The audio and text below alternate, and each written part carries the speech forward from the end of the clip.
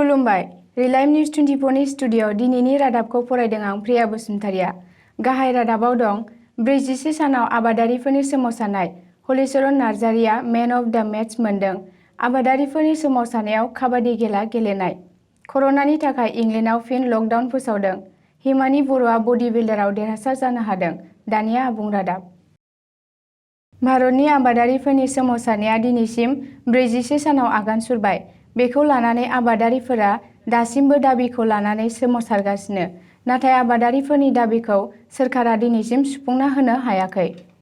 मख'नो गोनांदि आबादारिफोरनि थाखाय खालामनाय मोनथाम आयेननि हेंथायै सोमावसारगिरि आबादारिफोरा सरकारजों गोबां खेब सावरायबाय, नाथाय बे सावरायलायनायनि गेजेरजोंबो आबादारिफोरा सोरखारनिफ्राय दाबिनि फिथायखौ मोनफुंनो हायाखै।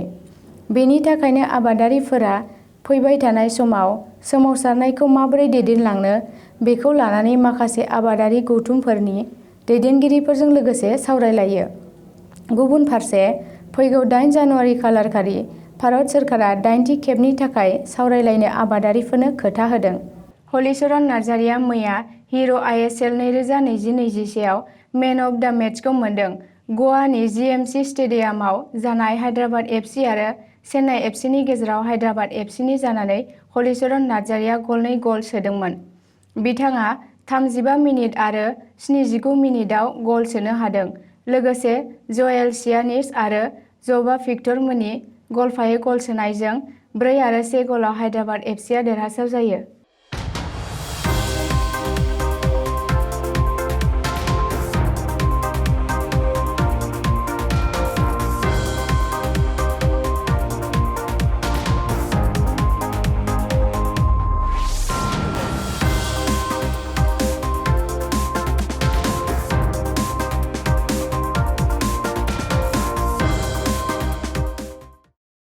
भारतनि सोमावसारगिरि आबादारिफोरखौ गोजोन होनायनि असिलायै भारतनि गुबुन गुबुन जायगानि आइजो काबादि गेलेग्रा हानजाफ्रा सिंगु बर्डाराव खेला गेलेफैदों।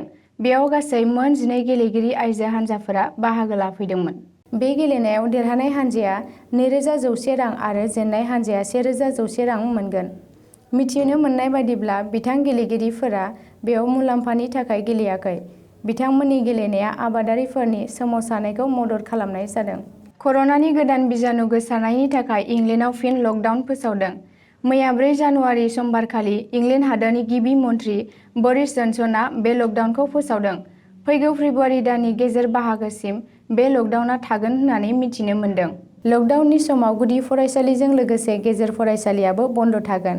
मख'नो गोनांदि कर'ना बिजानु साग्लोबसारनायनि जाहोनाव इंलेन्डआवनो गाज्रिसिन गोहोम गोग्लैनायजों लोगोसे बांसिन खहा जादोंमोन। दासिम बे हादोरनि सा 44 मिलियन थागिबिफोरा बायदि बायदि जेंनाजों मोगा-मोगि जानो गोनां जादों। गुबुन फारसे स्कटलेन्डआवबो दिनैनिफ्राय फिन लकडाउन फोसावदों। हिमानि बर'आ आसामनि जानानै बडी बिल्डारआव देरहासार जानो हादों। बाक्सा जिल्लानि बरमा ओनसोलनि सिङाव थानाय सावखुसि गामिनि हिमानि बर'आ गावनि फिसाय अजित कुमार बर'नि थुलुंगायाव बेखिनि दावगानो हादों होननानै फोरमायो। हिमानि बर'आ थाखो 3 फरायनाय फिसाजोनि बिमा।